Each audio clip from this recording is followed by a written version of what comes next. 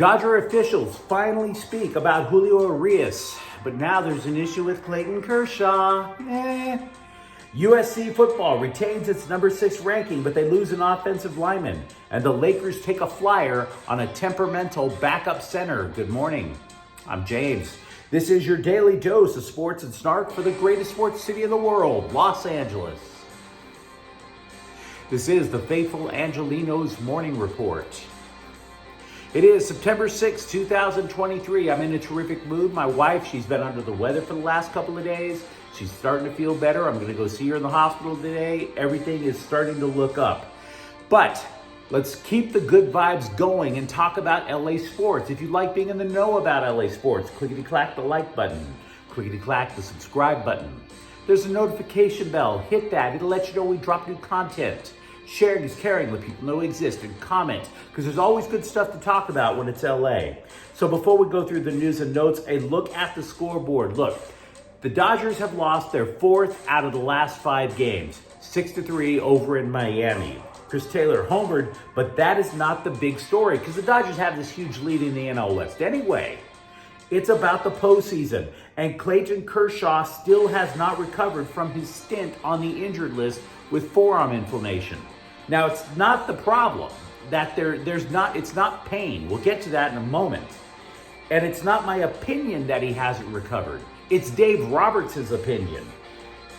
Clayton Kershaw did not crack 90 miles an hour all night long in his 5 innings. Kershaw said he is not feeling pain. Roberts said Kershaw is going to keep taking the ball until he can't. Quote, "It's not even up for discussion, to be quite honest," unquote, from Roberts. And can you blame him? You just had another starter get thrown in jail a couple of days ago, which we'll get to in a moment. The Dodgers' options for starting pitching going into the playoffs are starting to look threadbare, frankly. Clayton Kershaw is a surefire first ballot Hall of Famer. They need that guy. So they're basically trying to tinker with his mechanics until they can try to see what to do to try to get a little bit more velocity in his repertoire. Meanwhile, in Connecticut, the Sun defeated the Sparks 90-76. LA is on a 3-game losing streak with 2 games left in the WNBA regular season. They are clinging to the last playoff spot if the WNBA playoffs started today. Meanwhile, today, the Dodgers are at the Marlins at 3:30 again. That's Lance Lynn, 4-0 with a 2.03 ERA. Edward Cabrera, 5-6 with a 4.79 ERA. But back to the Dodgers. Officials have finally spoken up about Julio Urias' recent arrest in a domestic violence case. And frankly, they said what you would expect them to say. Quote, "I was shocked. Everyone was." That's what Dave Roberts told the Orange County Register. Added President Andrew Friedman, quote, "Obviously, extremely disappointing development. For us right now, it's having him and his representatives resolve this while we're focused on both the near and long term, including we've got a game on Thursday that he was the slated starter, and we're figuring out contingencies and ways to move forward," unquote. Meanwhile, Major League Baseball has opened its own investigation. The LA Times speculated Urias could be put on administrative leave as early as today. Now, if you recall the Trevor Bauer situation, which frankly was, I don't know which one was uglier, Bauer or Urias. Administrative leave theoretically could go on indefinitely. Suspensions for domestic violence, or in Bauer's case, a sex crime issue that never went to court, could go on for quite a while. Bauer was suspended technically for 194 games. Meanwhile, Max Muncy missed Tuesday's game with a shoulder injury. He was hurt Sunday against Atlanta. Roberts does not expect Muncy to go on the injured list. USC has retained its number 6 ranking in the latest AP Top 25 poll, but there is a cost. They have lost starting guard Gino Quinones for the season. He was injured in the first half of Saturday's game against Nevada. Now, Quinones, he was useful. Yeah, last year he was a backup, but he still managed to get in every one of USC's 14 games last year. He's a senior now. This should effectively end his college career. Now, Trojans bloggers and scribes are claiming this to be a massive loss for the program. And I don't want to come across as kicking a young man when he's down, but I'm not sure it is that big of a loss. See, I'm not trying to say he stunk. Let's not get it twisted. But Quinones won the last opening, the last job on USC's starting offensive line during the last week of training camp. He was in a battle with Jarrett Kingston, a transfer from Washington State, all offseason long.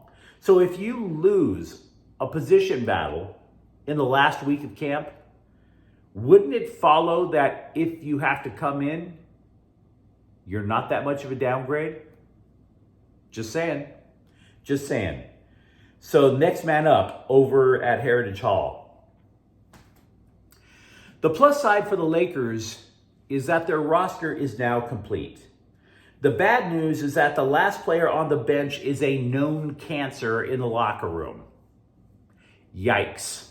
So, forward center Christian Wood, who was last seen with the flailing Dallas Mavericks, agreed to a 2-year, $5.7 million deal. This is according to ESPN. He averaged 16.6 points per game last year. Having said that, his responsibilities with LA are going to diminish because the Lakers roster is significantly bigger than the one over in Dallas. He is the third center on the depth chart behind Anthony Davis and Jackson Hayes. But let's be real, he is necessary insurance because injuries to Davis pretty much, they don't go hand in hand. They go hand in cast, okay? Let's be real. Davis is going to miss time at some point this year. So there's a ton of pluses. I'm not going to deny that. If you recall, Davis prefers to play power forward. This move further enables LA to play big. Davis theoretically shifts to the 4. You could have Jackson Hayes or Wood play center. Now, Wood's defense lacks, but Davis could theoretically make up for that. Wood was clearly the most talented offensive big man left on the free agent board. 16.6 points per game. But then you ask yourself, why was somebody with that much offensive ability still on the board? If I told you he's on his 8th team and he's only 27 years old, would that give you the hint?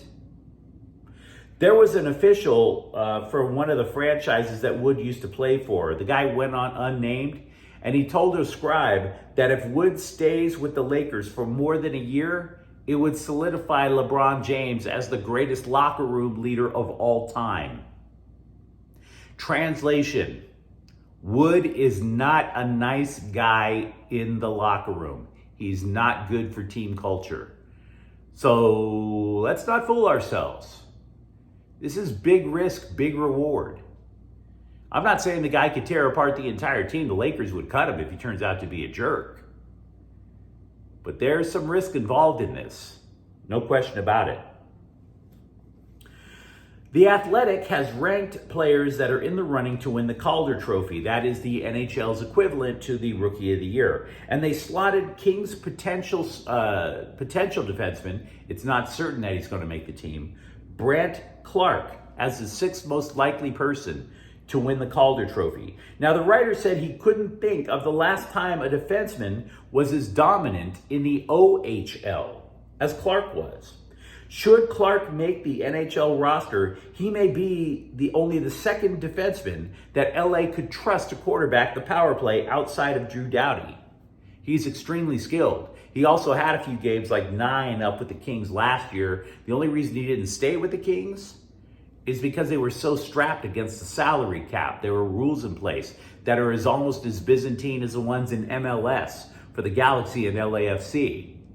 Had they kept Clark, there would have been a roster problem that would have required cutting players or dumping salary. Now they have that hole. Clark has his shot. Having said all of that, the Kings pretty much know how the roster is going to shake out this year. The question on defense, though, is how does it rate among the rest of the league? How does it? Now, if you're looking at the Kings' defense, they are mostly very disciplined.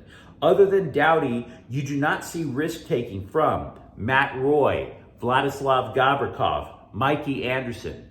All four of those guys, by the way, Doughty, Roy, Gavrikov, and Anderson, they comprise the top two pairings. The question for the Kings is the last pairing, the last two guys up. That's what makes you wonder. So yeah, we're always talking about Brant Clark right now because he could solve a major problem for the Kings, not just in the near term, who's playing on the last pairing, but in the long term, because eventually Drew Doughty's got to retire. Eventually. I was going through all the Kings notes last night, and I wanted to give you something to keep in your mind if you watch a lot of Kings hockey. If the defense is leaky, if the wingers can't keep up with the centers, the Kings are going to have a problem making trades. Or for that matter, making roster upgrades anywhere. Cap Friendly has upgraded its numbers, and they claim that the Kings have only $120,000 in salary cap space. Yikes. ESPN released a so-called way too early top 25 for basketball. Now, USC is ranked 21st. Fine. I get it. They had a great recruiting class, but for the most part, extremely young. We don't know what they're going to get. And oh, by the way, Bronny James was hospitalized about a month ago for heart issues. So I get it. Why should we complain that USC is 21st? Should James play, though, the scribe believes that USC will have a deep and versatile team, which could be a threat. The other thing that I found interesting in this way too early top 25 is how intrigued the scribe is with UCLA. He didn't include the Bruins in the top 25, but he wrote a ton about them. He said that they are a mystery team because they had to replace 5 of their top 6 players in the rotation. This is what the writer wrote, quote, "In a vacuum, a recruiting class with 2 5-star prospects and 4 more top 100 prospects would be considered top 5 in the country and would therefore lend itself to considerable preseason hype. But that doesn't seem to be the case," unquote. So how good is UCLA basketball? We've been wondering this all offseason long because of how many players bolted the program. There's a chance that 3 UCLA players, Adem Bona, Ade Mara, and Burke Bayuktasel, could all be in the NBA next year. So the cupboard is not bare over at Pauley Pavilion. Honestly, it would be unfair. It would be very fair, I should say. It would be very fair to say that people are underestimating UCLA. And to be frank, you could say the same thing about me. You could. I don't think UCLA is going to suck. We just don't know. So yeah, keep an eye on both USC and UCLA when it comes time for college hoops. Meanwhile, still over at UCLA, sophomore running back Carson Ryan is towing the company line about how it's no big deal to have multiple quarterbacks out there for the Bruins. He told the Bruin Report, quote, "For me, I just go out there and just run my route, do my job, run my block. I'm lucky enough to be in a position where I've got multiple great players throwing me the ball. And whoever's out there, they're both great players, so they'll be able to get it to me there. So I've just got to do my job," unquote. Can I translate that for you? I'm a sophomore and I'm lucky I have any touches behind Carson Steele. That's what that quote is telling me. I better say the right thing to keep my playing time. Now, there are 6 Pac-12 teams currently in the AP Top 25 in football. Did you notice that? UCLA is surprisingly not one of them. They are technically 27th in terms of votes. And by the way, no Pac-12 team has lost a football game yet this year. Nice of the Pac-12 to become extremely relevant just before the final implosion, don't you think? Derwin James of the Chargers is not a stupid man. And that's great, because we need fewer stupid people on this planet, let's be honest. Quote, "We know the elephant in the room that we know we have to fix. We're going to get that fixed," unquote. In other words, he's admitting it. We got to stop the run. Continuing the quote, "Overall, when you look at run defense, people be like, oh, it's just the D line. I just feel like our corners understand more, whether it's Asante Samuel Jr., Michael Davis, or J.C. Jackson, even me. Everybody understands the collective that it's going to take everybody out there playing the run defense right, unquote. So if you're a Chargers fan, be optimistic. Derwin James is not supposed to be one of the major run stoppers, but he realizes he has a role in it. So he's not a lazy man to anything I've seen. So at least the Chargers know, and the players are willing to address it. We'll see if it actually results in anything, but he's willing to address it. We have been talking a little bit about James Harden. And yes, I'm switching teams again. We've been talking quite a bit about James Harden trying to force a trade from Philly to the Clippers. Now, for my part, and I say this as a Lakers fan, be careful what you wish for. ESPN scribe Om Youngmisuk said he spoke with an NBA coach. According to Youngmisuk, quote, "I was told by a source who coached James Harden in the past that he was talking to another coach that coached James Harden and said, listen, James is good until he isn't good," unquote. Now, I will grant you that you as a viewer, you as a news consumer, you absolutely have the right to be skeptical about unnamed sources. So I have a source that gave his name, Kevin McHale. Ever hear of him? Yeah, the Boston Celtics legend coached James Harden in Houston. Quote from Kevin McHale, "The next year he came to camp, he was fat and didn't feel like playing, and I got fired 11 games into the season. He had a plan," unquote. He had a plan. The Rams have waived cornerback Sean Jolly. If he clears waivers, the Rams could keep him on the injured reserves list. But you let me know what you think in the comments thread. Talk to me about either Julio Urias or Clayton Kershaw.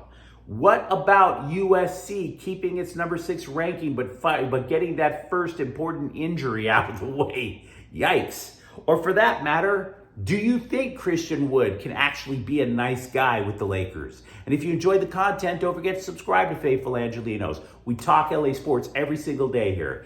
Thank you for watching. I'm James. We'll be back tomorrow. Faithful Angelenos is a Kian Corte El Queso production. Take care.